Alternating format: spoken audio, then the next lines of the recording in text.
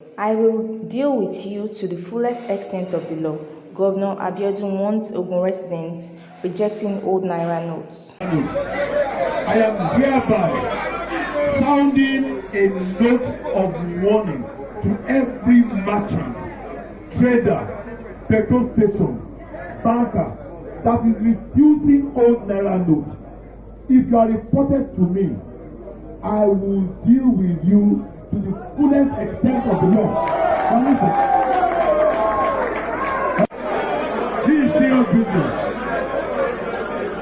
The Supreme Court of Nigeria is the highest court in the land. Supreme Court has ruled that the old Naira notes remain legal tender. Hello.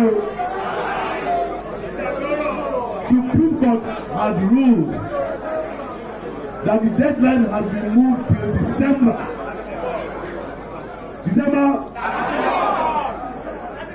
Any 3 states or 2 bad borrow notes. So my figures in woman tick back. Any bank cannot call notes for the bank to back back. FME, Martin Abu Bank back. Any supermarket, supermarket, to back down notes. All Naira notes remain legal tender. And hello, union, Kenya transporters, ẹ bá lójú ìgbà yìí o, ẹ bá gbà. Tó o bá gbà lọ́wọ́ yín ní báǹkì, ẹ sọ fún mi, màá gbà lọ́wọ́ yín máa kó báǹkì ẹ.